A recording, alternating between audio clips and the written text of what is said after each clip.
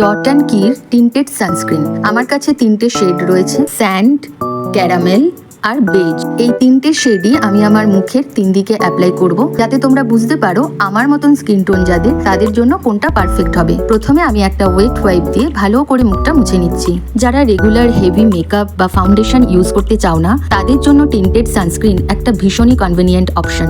এটা স্কিনকে natural look দেয়, হালকা ব্লেমিশ বা আনইভেন স্কিন টোনকেও অনেকটা কভার করে। প্রথমে আমি ক্যারামেল শেডটা আমার কপালে লাগিয়ে নিলাম। এবার আমি এই গালে লাগিয়ে নিচ্ছি বেজ শেডটা, আর এখানে লাগাবো স্যান্ড টোনটা। এগুলো শেড রয়েছে, তার মধ্যে ডাস্কি স্কিনের জন্য যেই শেডগুলো যায় সেই 3টেই আমি আজকে কম্পেয়ার করে দেখাবো।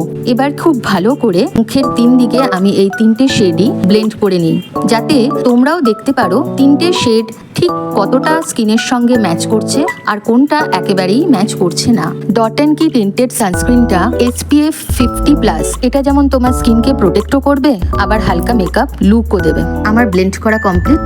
টুক করে একটা টিপ আর লিপস্টিক পরে চলে আসি। এই চলে এলাম টিপ আর লিপস্টিক পরে। এবার দেখো ক্যারামেল, বেজ আর স্যান্ডের তফাৎটা। আমার কিন্তু বেজ শেডটা সব থেকে পারফেক্ট লেগেছে আমার স্কিন টোনের জন্য।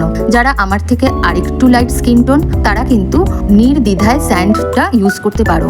ইনফ্যাক্ট আমিও স্যান্ড টোনটা ইউজ করতে পারি। এটা একটু বেশি সাদাটে লাগছে। বেজটা আমার জন্য পারফেক্ট, আর ক্যারামেলটা একটু ডার্ক, সামান্য ডার্ক। আমার জন্য সব থেকে পারফেক্ট হলো বেজ টোনটা। আশা করি আমার ভিডিও দেখে তোমরাও তোমাদের সঠিক টিন্টেড সানস্ক্রিনের টোন চুজ করতে পারবে। ডট অ্যান্ড কি টিন্টেড সানস্ক্রিন তো আমার পছন্দের। তোমাদের আমার ভিডিও কেমন লাগলো অবশ্যই জানিও।